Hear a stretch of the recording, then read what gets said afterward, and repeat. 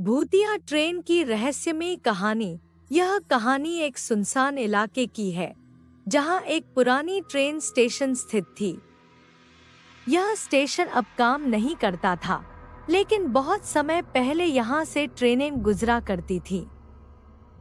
लोग कहते थे कि रात के समय यहां से एक अजीब ट्रेन गुजरती है, जिसमें सवार लोग कोई इंसान नहीं, बल्कि आत्माएं होती हैं। इस ट्रेन को भूतिया ट्रेन कहा जाता था। अरुण एक उत्साही और निडर युवक था जो कभी किसी बात से नहीं डरता था। वह अंधविश्वासों को बेबुनियाद मानता था और लोगों की ऐसी कहानियों पर हंसता था।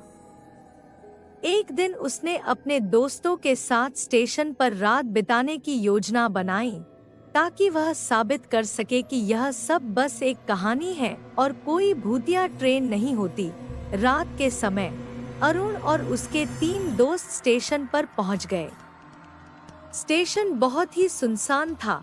चारों ओर अंधेरा फैला हुआ था और सन्नाटा छाया हुआ था। हवा के साथ पुराने स्टील की पटरियों से हल्की हल्की आवाजें आ रही थी। अरुण के दोस्त थोड़ा डरे हुए थे, लेकिन अरुण ने उन्हें मजाक में कहा, डरो मत, यह सब फालतू की बातें हैं। रात यहाँ आराम से गुजारेंगे और सुबह गांव लौट जाएंगे। घड़ी में रात के 12 बज चुके थे। जैसे ही घड़ी की सुई ने 12 का अंक छुआ, पटरियों पर अचानक से हल्की कंपन महसूस होने लगी। अरुण और उसके दोस्तों ने देखा कि दूर से एक ट्रेन की रोशनी दिखाई देने लगी।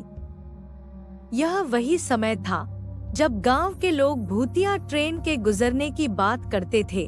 अरुण ने पहले इसे नजरअंदाज किया और सोचा कि शायद यह कोई पुरानी ट्रेन हो जो अभी भी इस्तेमाल हो रही हो, लेकिन ट्रेन जैसे जैसे करीब आती गई, उसके दोस्तों ने देखा कि उसमें कोई सामान्य यात्री नहीं थे।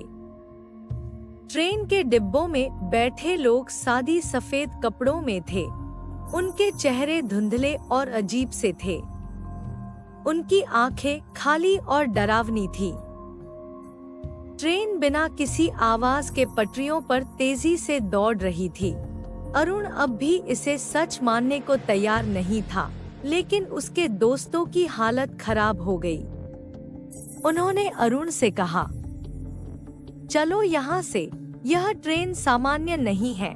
पर अरुण अपनी जिज्ञासा को शांत करना चाहता था, इसलिए वह स्टेशन के पास जाकर ट्रेन को करीब से देखने लगा।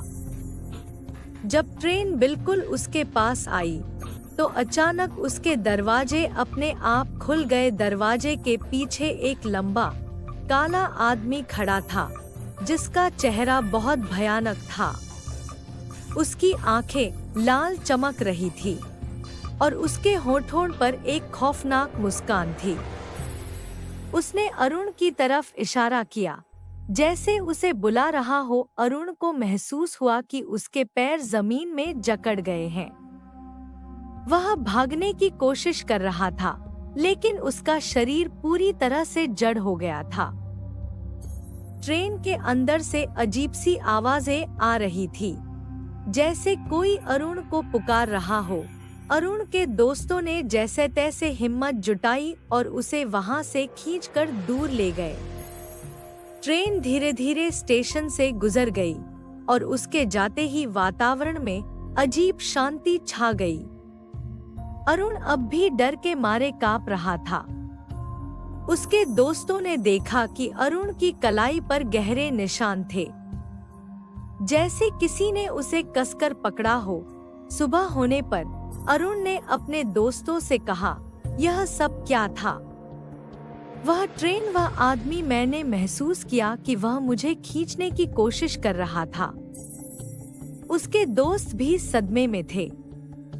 उन्होंने गांव लौटकर सभी को इस भयानक घटना के बारे में बताया। गांव के बुजुर्गों ने कहा, हमने तुमसे कहा था कि यह स्टेशन शापित है।